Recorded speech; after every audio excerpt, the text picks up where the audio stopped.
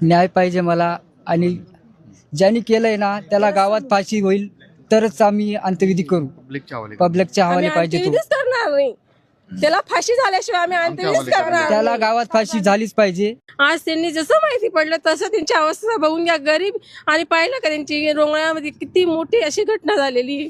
मग आम्हाला फक्त न्याय पाहिजे, त्याला फक्त आमच्या जवळ पाठवून द्या, आम्हाला न्याय हवा आहे. बस काहीच नको पाहिजे. लाण्याची हे मोठी बघा, केली 3.5 वर्षाची मुलगी आहे ती, जास्त बी मोठी नाही. फक्त न्याय पाहिजे आम्हाला बस.